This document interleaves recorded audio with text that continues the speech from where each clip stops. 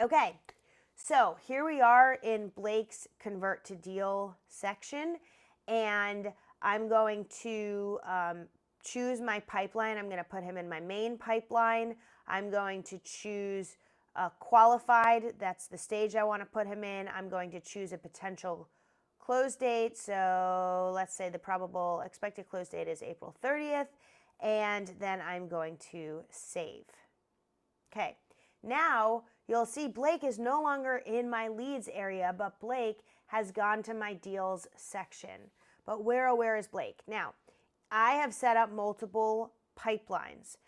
Sometimes you need more than one pipeline. You need a pipeline to nurture current clients. You need a pipeline to track what's happening after the sale. Maybe you need a whole pipeline just for specific leads that you're working on.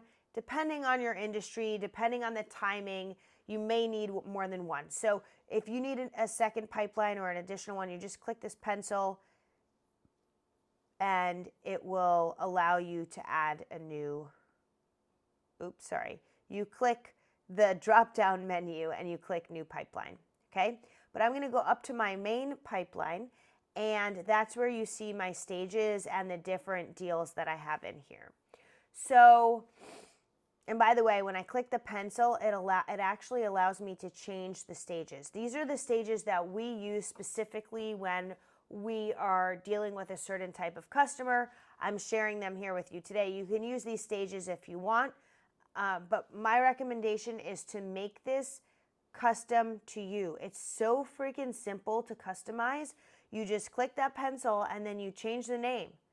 Maybe you want to add a stage. You click plus and then you add it. Okay, maybe you want to move stages around. You can literally drag and drop. It's so easy. So I'm going to go back to my deals overview. And if you're ever in the deals section, which is the money on the left-hand side, and you see this view and you're like, where is that card view where I can move stuff around? You just go to the left here where it says pipeline, and here's where your deals are. I love this view because I like that I can actually just like move a person, boom, boom, boom, through the process.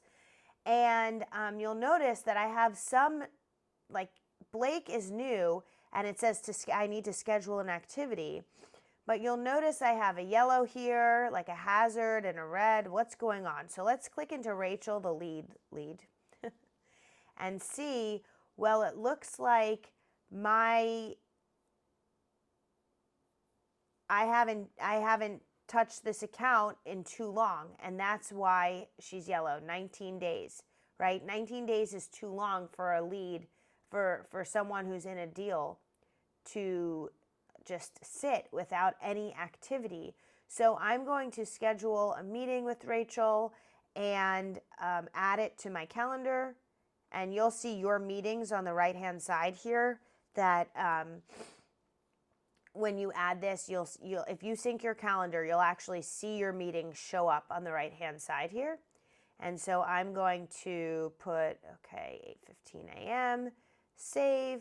And now when I go back to my deals section, you'll notice Rachel is no longer yellow, is no longer notifying me that I need to do something. And I really like that because it's a very quick view to see where you need to pay more attention. Now, there's another view here, this list view. And I like to sort this list view by next activity, because when you sort it by next activity, you know exactly what you need to do next. Now, if you have a lot of leads with or opportunities with no next activities, they're all going to take up the top, right? So make sure you're putting in that next activity, because the system's only as smart as you tell it to be. And it can only help you with as much information as you give it, okay? So you'll see here, okay, March 9th, I bet ABC code deal with Joe the buyer, I bet that has a different marker because that's overdue. So let's go back here and look at that. It's red. Okay, when I go into here, this is overdue. This didn't happen. So I'm going to actually mark it as done because it did happen. And now it asks me for what? My next activity, because it's guiding you through your sale.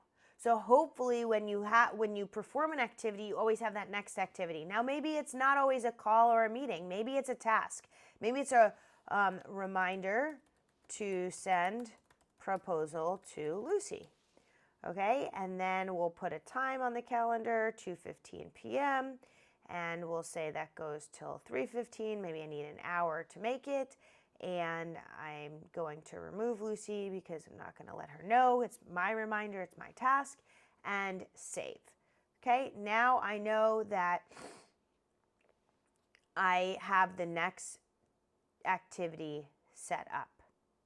You'll notice those fields that I showed you in the lead section, where did they grow up, relationship builders, all these custom fields, they carry over. So if you had added anything when they were a lead, like if you met them at a networking event, learned all about them and took copious notes and added them to here, and then they became an opportunity, that would carry over with you into the different stages, and as you and forever they would carry over in here.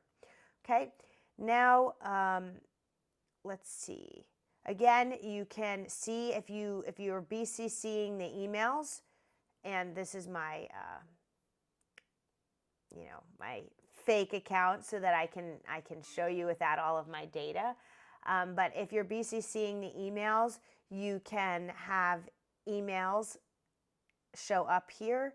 You can add files.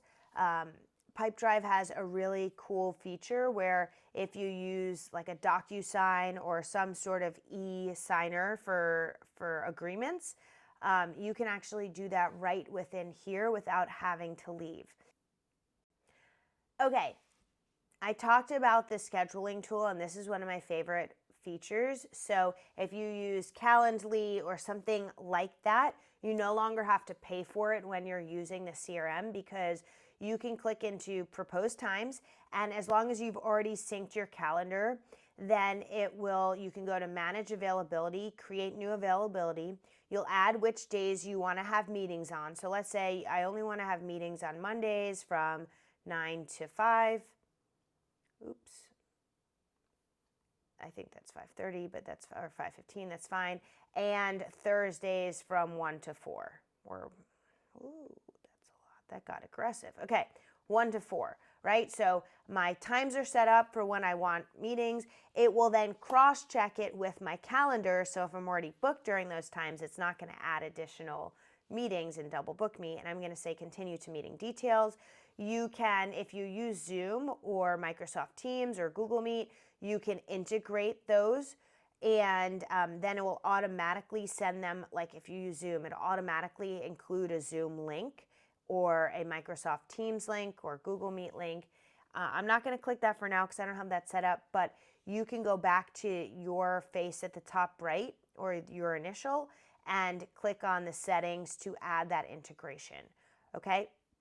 And then these are the fields that they're going to fill in, so their name and their email. It's going to give them their option to fill in phone. If you want that required, just click required, and then you can share as link. Now, here is my scheduler link, copy. So what's going to happen is I'm going to preview it for you. You can see now they have the option. It'll look like this, and they'll just click and they'll choose their time, and boom. Okay, it gets added to your calendar, it gets added to their calendar, they get email follow-ups, test it out. I think you'll love it. In fact, I know you'll love it because I love it. It's awesome. It makes scheduling so much easier. And if you're old school and you find the scheduler cold, I guess you could say, then just give them the option. Hey, if you'd like to use my calendar link to schedule, feel free, it's right here. And if not, just let me know a couple times that work for you. Or if you don't see a time here that works well for you, let me know some that do, and we'll make it happen. Okay, so, and you can create different availabilities. So if you're having different kinds of calls, like let's say you're having specific sales calls for one product, and you want those on Tuesdays, and you're having specific sales calls for another product or another division, and or internal calls, and you want those on Mondays, you can set up all different availabilities and create different links. All right, that is the opportunity section. There is also a forecasting section if you put in when it's going to close and the amount, and you can also add probability, which I didn't go over. That's for another time. Then it will also give you the probability, but you can see this is my open deal without a close date. These are my deals that are set to close in April. And this is a really good way to look at this as well, because now you can see, okay, what do I have coming in? When do I have it coming in by? And what do I need to maybe move or change? And where do you need to reconfigure based on all of that? Okay, stay tuned for the next video, where I'm going to be talking about delivering after the sale value.